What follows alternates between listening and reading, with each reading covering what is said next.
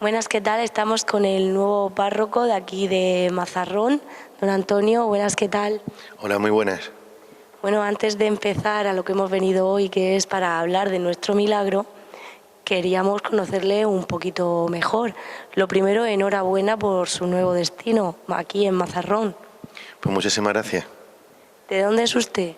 Yo soy de Murcia, soy de un barrio castizo de Murcia, el barrio del Carmen, junto a la orilla del río, y un barrio pues con bastante población, donde he crecido, donde he estudiado, donde incluso nació mi vocación en la misma parroquia del Carmen. Y bueno, pues un amparo también, el desarrollo de mi vida como sacerdote en las parroquias que he estado, siempre bajo la vigilancia de la Virgen María. Bueno, y cuando le dan destino, Mazarrón, ¿qué es lo que piensa usted? Pues en ese momento me llevé un susto. El obispo me lo dijo estando en Lourdes, al terminar la misa en la gruta, la misa española que presidió el señor obispo, y yo no esperaba la verdad del traslado este año. Pero por un momento me quedé así, Mazarrón. Digo, madre mía, qué cambio tan radical de la Aljorra, que un pueblo de unos 6.000 habitantes, a Mazarrón, que es muchísimo más grande, ¿no? Casi una ciudad. Casi una ciudad.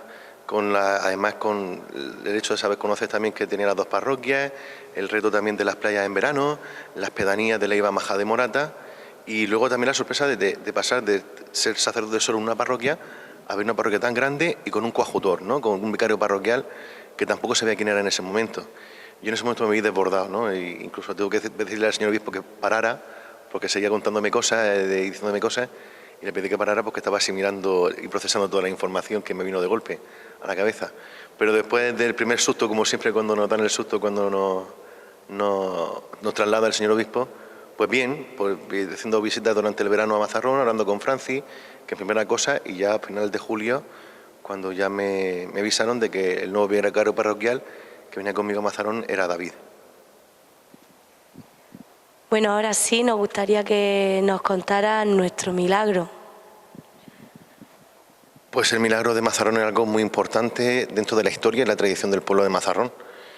Quizá el que mejor lo ha podido detallar un sacerdote que estuvo aquí en el pueblo, que fue párroco también, don José Antonio Avellán Jiménez, que incluso en los años que estuvo se dedicó como saben mucha gente de Mazarrón, a distinguir muy bien la parte que era el milagro original y mucha parte de leyenda que los frailes franciscanos de la Orden de San Pedro de Alcántara pues añadieron también al gusto de la época, no con mala intención, sino al gusto de la época, pues para crear más fervor, más devoción a la Santísima Virgen María cuando se encargaron pues del asilo también que había y la residencia que había aquí anexa al santuario de la patrona.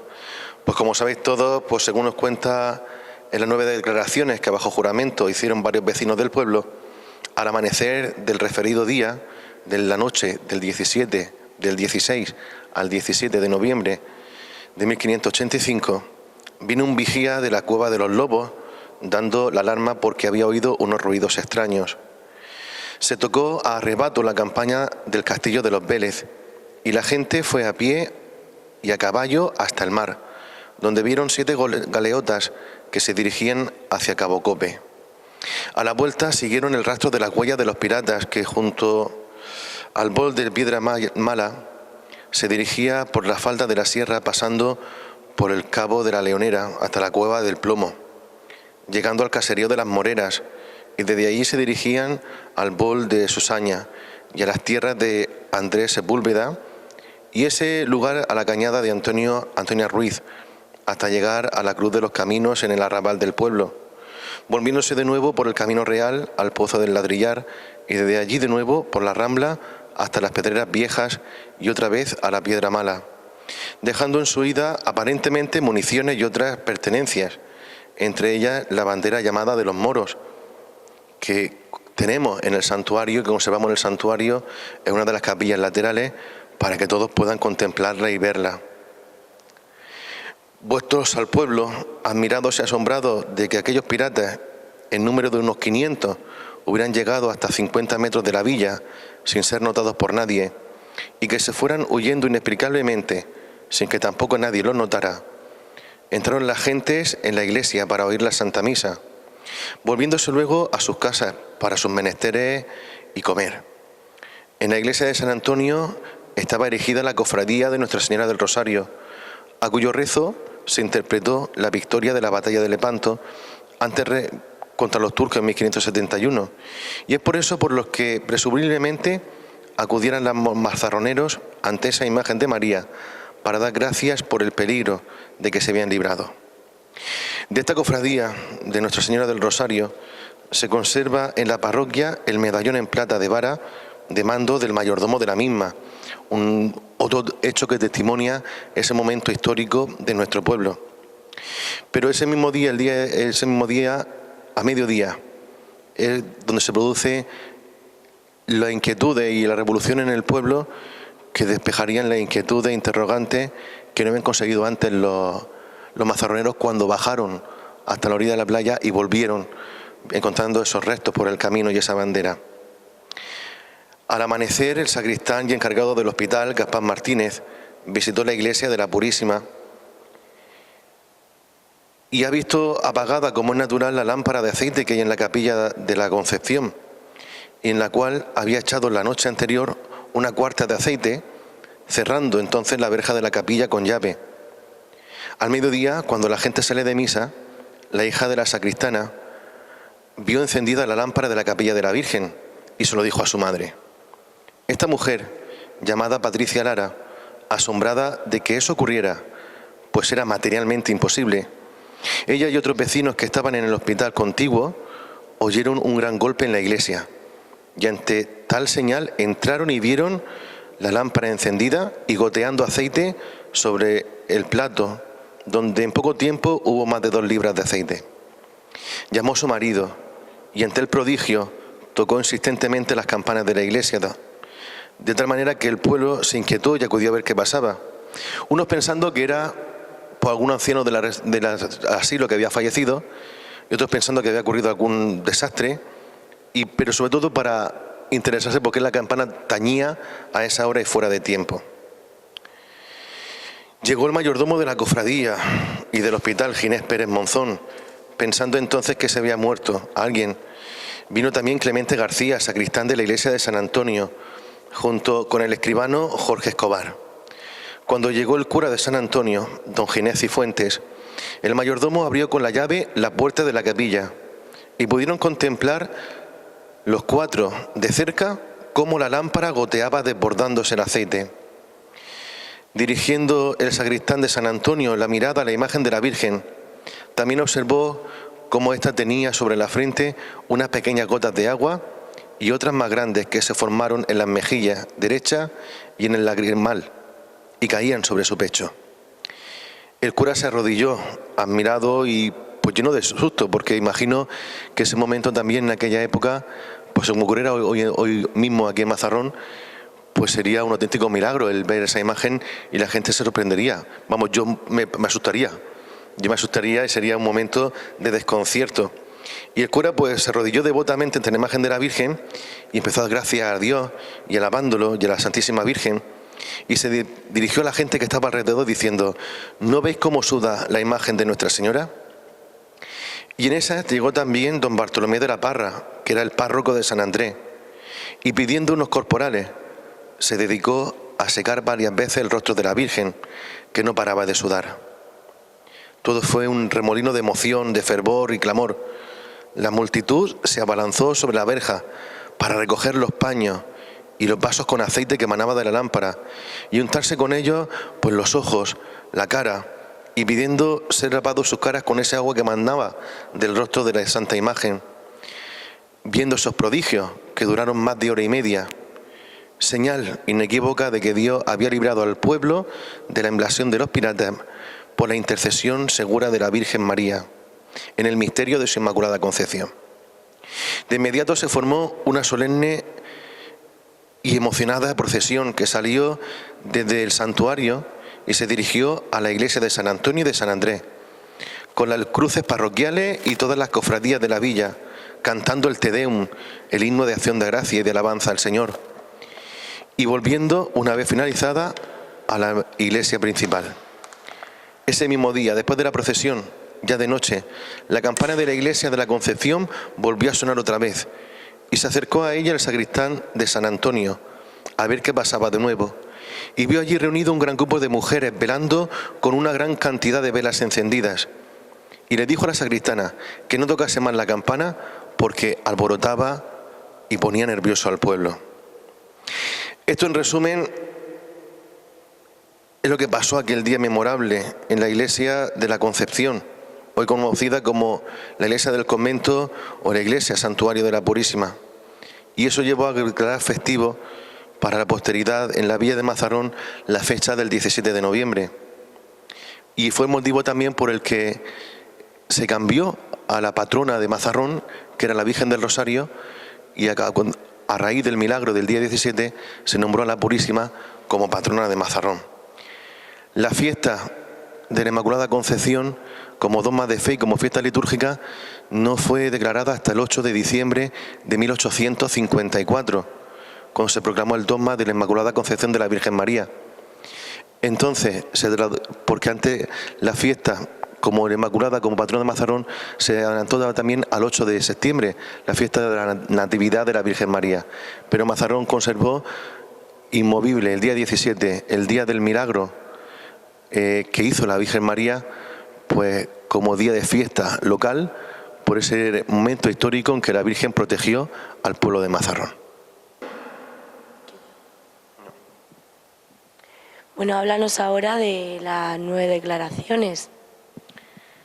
Pues las 9 declaraciones es un documento pues histórico y importantísimo, como hecho histórico y hecho cultural, hecho religioso, que aseveran que el milagro no fue algo que fue una fantasía o que alguien se inventó o un sueño trasnochado, ¿no? El día del milagro pues se dedicaron a tomar 9 declaraciones a 9 personas distintas del pueblo, y esas declaraciones se tomaron bajo juramento de que lo declaraban era cierto y veraz lo que habían visto y lo que habían contemplado, y es donde se saca toda la información pues que hace un momento expuesto sobre el día del milagro, ¿no? Y que recoge José Antonio Avellán en su libro. Es importante como hecho de documento histórico, aunque como el mismo José Antonio lo dice en el libro, los originales se han perdido, se han extraviado del archivo municipal. Sí hay copias que se conservan y que se publicaron incluso en las hojas parroquiales en los años 50, en los años 40 y 50 del siglo pasado. Si las 9 declaraciones bajo juramento las tomó el alcalde Juan Zamora Vivancos y su teniente de alcalde, el capitán Ginés Pérez de Burgos. Hicieron ante él el escribano José Escobar, que daba fe, Patricia Lara, la mujer del sacristán y encargado del hospital, su esposo Gaspar Martínez, Ginés Pérez del Monzón, mayordomo de la cofradía y hospital de Nuestra Señora de la Concepción, Clemente García, sacristán de la iglesia de San Antonio, Juan González, el alguacil de la villa, Francisco de los Ríos, médico cirujano, y los vecinos Pedro León Rosique, Lucas Treviño y Rodrigo García de Escobar. Como veis, no buscaron solamente, en ninguna de las declaraciones aparece ni siquiera ninguno de los dos párrocos, ni de San Antonio ni de San Andrés. Buscaron gente que lo viera del momento, de distinta condición y clase social, para que no pensaran que había sido algo de la devoción popular y de gente con un fervor exacerbado religioso, o que buscaran un milagro para que de ser más importante Mazarrón en cuanto al culto a la Santísima Virgen María, sino que buscaron esas personas que lo vieron directamente y lo contemplaron de distintos ámbitos social, distinta clase social, de distinta cultura. Y eso también ha hecho también importante el que no buscaran solamente barrieran para dentro de casa, ¿no?, sino que buscaran gente de la calle que pudiera testimoniarlo desde su propia experiencia. Antonio, ¿qué diferencia hay entre nuestra historia y nuestro milagro? Porque aquí los mazarroneros es verdad que hay muchas veces que mezclamos los contextos y hay que saber diferenciar. ¿Qué tenemos que diferenciar entre nuestro milagro y nuestra historia? Ciertamente, cuando uno escucha la historia del milagro a voz popular, el milagro en sí se embelleció y se adornó mucho cuando los franciscanos llegaron aquí al pueblo y se encargaron de la residencia del hospital que estaba aquí junto a la iglesia de la Concepción. No con mala intención por parte de ellos, sino con la intención también pues, de aumentar el fervor. Era típico en la época embellecer y adornar pues, los milagros, los acontecimientos religiosos, con el fin de despertar mayor fervor, mayor devoción entre la gente. Lo malo es que con el paso del tiempo, si no se conservan las fuentes originarias, no puedes distinguir un hecho del otro, ¿no? Son gestos bonitos que añaden, pero siempre hay que buscar la fuente originaria, porque incluso podemos caer en la tentación de atribuirle a la Virgen María milagros que no forman parte del milagro original, como puede ser entre la leyenda que se formó también añadida al milagro original que el que hemos comentado al principio. De hecho, José Antonio Ibáñez en su libro, José Antonio Avellán en su libro, pues, De hecho, José Antonio Avellán en su libro, en su investigación, hace una diferenciación bien clara de lo que es el milagro auténtico en base a las 9 declaraciones, que como sabéis también escuchamos y rememoramos y reproducimos la víspera del milagro, el día 16 por la tarde, aquí en el santuario, y destacó también el añadido posible de la historia y leyenda pues de esos acontecimientos, que poder leer en su libro y que pues también interesante, como el hecho de las azucenas, que también relata que se cree que donde estuvo la Virgen y apareció la Virgen, pues en ese sitio donde pisó aparecieron unas azucenas que ahora mismo está urbanizado, según cuenta el libro, pero que también es una leyenda bonita. ¿Añade algo al milagro? Un poquito de decoración, un poquito de adorno, da más sentimiento en aquella época, pero lo importante no es el hecho de que crecieran esas azucenas, sino el hecho principal de las lágrimas de la Virgen, de la arena en el manto de la Virgen y de esa lámpara de aceite que nos paraba de emanar durante más de hora y media. Ese sí es el milagro auténtico. Y también nos rememora como acción. Las azucenas, ¿pudieron estar? No lo sabemos. Pero aunque no estuvieran, no pasaba nada. Lo importante es que Mazarrón estuvo defendida, protegida y amparada por la Santísima Virgen por la Inmaculada Concepción. Bueno, vamos ahora con la leyenda. Pues mira, dice José Antonio Avellán en su libro, nos cuenta esa parte de leyenda que tiene el milagro que aconteció pues esa noche del 16 al 17 de noviembre. Dice José Antonio Avellán en su libro que 171 años después del milagro, en 1754, Fray Ginés García Alcaraz escribió la segunda parte de la crónica de la Santa Provincia de San Pedro de Alcántara, de los religiosos descalzos, de la más estrecha observancia de nuestro Padre San Francisco en los reinos de Granada y de Murcia. Los frailes alcantarinos se hicieron cargo después de diversas vicisitudes, en las cuales tuvo también que intervenir directamente el obispo diocesano. Se encargaron de la iglesia de Nuestra Señora de la Concepción y fundaron en ella un convento franciscano a petición de las autoridades religiosas y civiles del municipio para dar culto continuo a la patrona. Bajo la tutela de estos frailes se embelleció la iglesia en el año 1764, ampliándola con el precioso camarín que hoy observamos, donde está colocada la imagen de la patrona. Doraron el retablo, el sagrario y el trono. Pintaron la bóveda de la capilla mayor y pusieron cornucopia en el altar. En el libro cuenta el milagro de la Virgen, ya revestido de piadosa leyenda, en el libro que acabamos de referir, en que casi más de un siglo y medio de milagro se ha ido revistiendo de poesía y hechos extraordinarios que llevan el vacío de lo que la historia nos señala. No es suficiente saber que los piratas huyeron y que el aceite y el sudor de la imagen se interpretaron como señal prodigiosa. Hace falta saber más.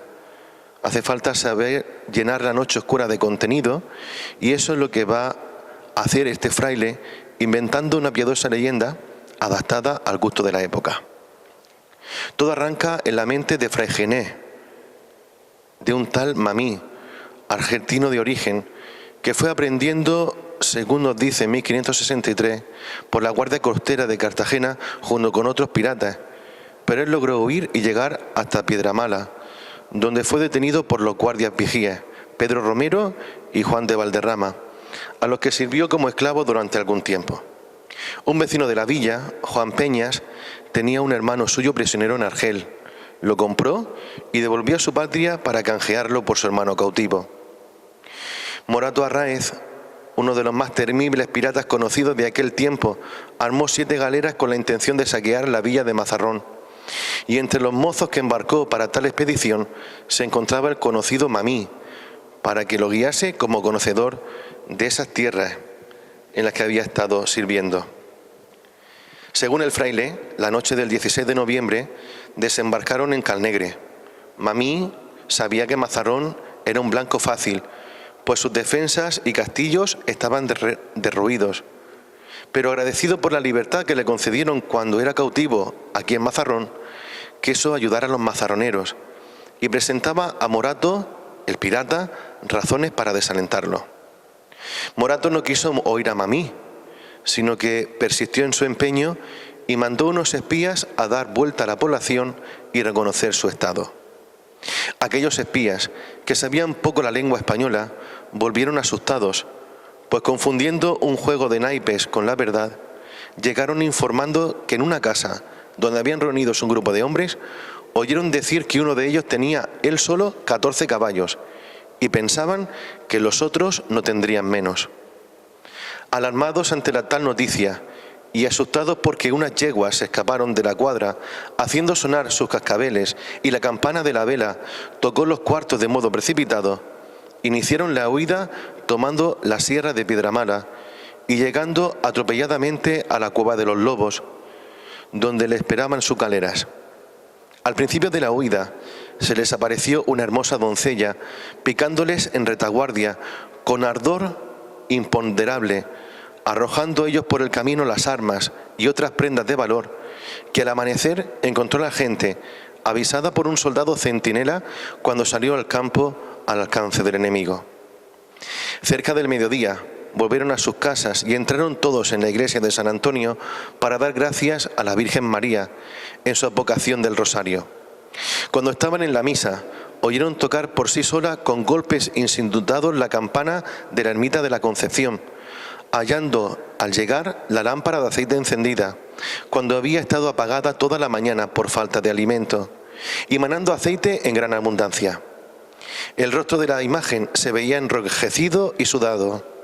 Los sacerdotes enjugaban el santo rostro mientras duró el prodigio, que fue duramente más de 1 hora.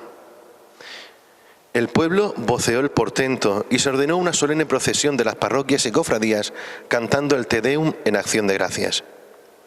El mismo Fray Ginés dice que este milagroso suceso consta de información auténtica que con gran número de testigos se hizo aquel mismo día por la Real Justicia de Almazarrón.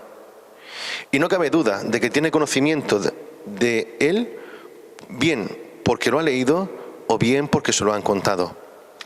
La información auténtica es también sin duda el relato de las 9 declaraciones, a las que hemos hecho ya mención, a las que el fraile ha añadido el relato teatral de Mamí y del pirata Morato, con sus espías y la hermosa doncella que los jaleaba por la noche. Para justificar este piadoso invento, dice, como es costumbre hacer en casi todos los relatos piadosos que narran hechos prodigiosos de esta índole, que lo relataron los mismos piratas, una vez puestos a Argel, y lo relataron a los cristianos cautivos que había en aquella ciudad africana, los cuales contaron a su vez a los mazarroneros cuando volvieron del cautiverio en aquellas tierras. En el mismo relato legendario también cuenta como tradición popular que la imagen de la Virgen tiene su rostro girado hacia la izquierda por un milagro que aconteció aquel mismo día, así como que en el convento se conserva un manto de la imagen de la Virgen que se halló mojado y con menudas arenas, aunque ninguno de esos dos signos se refleja en la documentación histórica de las 9 declaraciones. Otra tradición popular más reciente y que no está registrada por escrito en ningún sitio es la que hacíamos mención antes, que era de las azucenas. En las arenas del Castellar han crecido, hasta que se urbanizó aquel terreno, una gran cantidad de azucenas en la playa, como pueden verse también en otras zonas costeras. La imaginación popular pensó ilusionadamente que ese campo de flores germinó allí donde supuestamente llegó posando sus pies la hermosa doncella del relato de Fray Ginés, y así lo ha creído la tradición popular. También cuenta Fray Ginés, en su deseo de acrecentar la devoción a María, en el misterio de la Inmaculada Concepción, cómo los pescadores llevaban a las barcas el aceite de la lámpara de la Virgen para pedir su ayuda en las necesidades de la pesca. Y así fue una vez que el mar estaba tumultuoso y con grandes olas que ponían en peligro las embarcaciones, y como con solo arrojar aceite de esa lámpara en el mar, todo se vino en calma. Por otro lado, cuenta también que ese mismo aceite lo derramaban los pescadores para garantizarse la pesca, y como en una temporada en que no había suficientes peces, hicieron la promesa de entregar parte de las ganancias de la pesca al culto de la Virgen, y después de derramar el aceite en el mar, cosecharon una gran cantidad de peces. Bueno, ya casi para finalizar vamos a leer una de las 9 declaraciones, concretamente la de Patricia Lara, la primera mujer que a lo mejor también sorprende que en aquel momento histórico escogieran a una mujer también para que levantara acta. Sorprendente no por nuestros días, ¿no? Pero en aquel momento sabéis que socialmente la importancia de la mujer era importante, tiene su relevancia, pero en estas cosas y en estos acontecimientos siempre se quedaba relegada a un segundo plano por el contexto social y cultural de la época. Y que también tomara una declaración a una de las que fuera mujer, también poner énfasis en que todo quedara registrado completamente y bajo juramento, para darle más valor e importancia a lo que aconteció el día del milagro.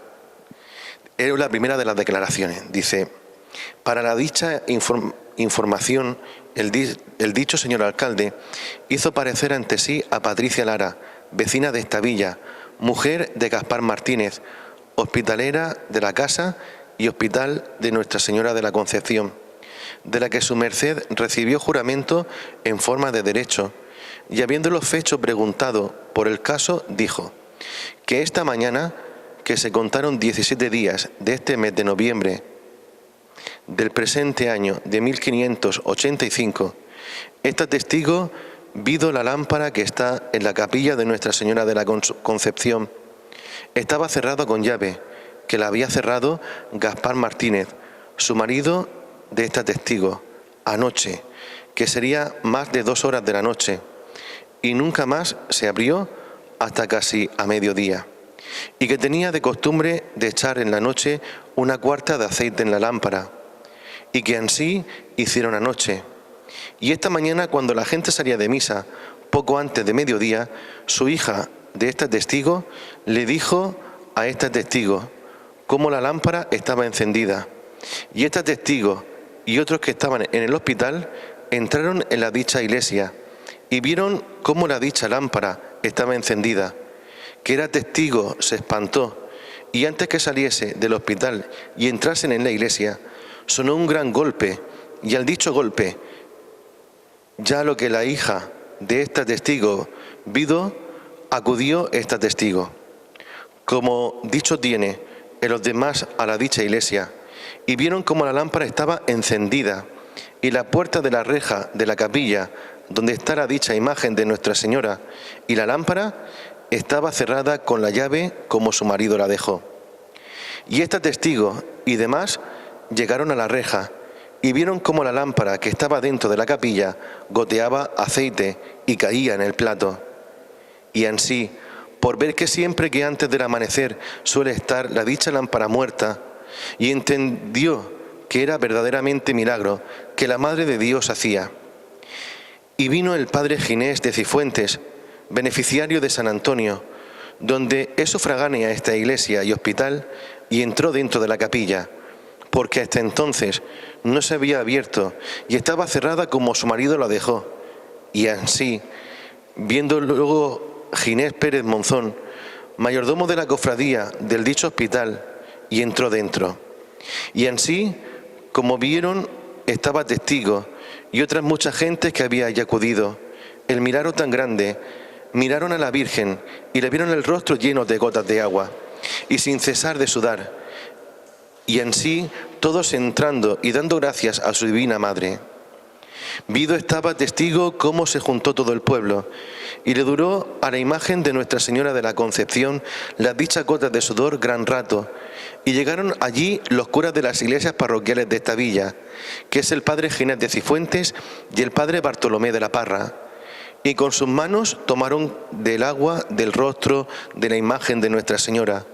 Lo ponían en los ojos a los que estaban presentes, y esto duró 1 hora poco más o menos. Y esta es la verdad, y lo que sabe por el juramento hecho, y que edad de 30 años, poco más o menos, no firmó porque dijo no sabía, firmó el señor alcalde, Ginés Pérez Burgos, ante mí, Jorge de Escobar. Fijaros que en el relato también un hecho importante, la gente pide que ese agua que emana del rostro de la Virgen, en las lágrimas de la Virgen, cuando la recogen los 2 sacerdotes de las parroquias de Mazarrón, piden que se las pongan en los ojos. Especialmente, tenemos que recordar que Mazarrón es un pueblo minero y tenía minas en aquella época, y que al estar minas bajo tierra, en la enfermedad con los ojos y perder la vista, era algo muy común por parte de los mineros en aquellas condiciones de aquella época. Y piden que con esas lágrimas y ese sudor, pues piden la intercesión de la Virgen para no perder la vista o recuperar la vista en muchos de aquellos casos. Por lo cual es también un dato significativo es que lo pidan a través de la vista el milagro de la Virgen. Una de las 9 declaraciones, la noche del 16 de noviembre tendremos aquí en el santuario también, como cada año, a los jóvenes que nos las volverán a leer, ¿no? Si Dios quiere y el tiempo lo permite y no pasa nada, en la noche, la víspera del milagro, la noche del día 16, aquí en el santuario, por la noche a las 8:30, si no se modifica el horario, no hay alteraciones, volveremos a escuchar, como desde hace ya unos cuantos años, el relato de las 9 declaraciones por parte de jóvenes del pueblo, de jóvenes que quieren rememorar y poner voz a aquellas actas de los que tuvieron voz en el momento y quedaron reflejadas por escrito. Y ya casi para finalizar, algo que destacar en nuestra romería este año. Pues va a haber algo novedoso en la romería, que el cura nuevo. La gente son las mismas, con la misma fervor, la misma devoción. La imagen de la Santísima Virgen, de la Purísima de Bolnuevo, volverá a Bolnuevo después de estar aquí unos días en Mazarrón, pero sobre todo tener conscientes de que rememoramos un hecho milagroso, de que todo el ambiente festivo le da sentido siempre y cuando conservemos en nuestro corazón lo que pasó aquí en 1585, que fiesta por fiesta podemos hacerla, y eso los españoles, imagino que los mazarroneros, hace falta poco que nos aprieten poco para apuntar a una fiesta, pero no olvidemos que es una manera de honrar y de agradecer a la Santísima Virgen lo que ha hecho por este pueblo de Mazarrón desde aquel momento y velando por Mazarrón desde entonces como patrona y como madre de todos los mazarroneros.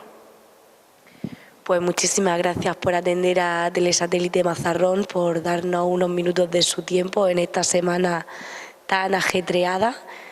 Muchísimas gracias, Antonio.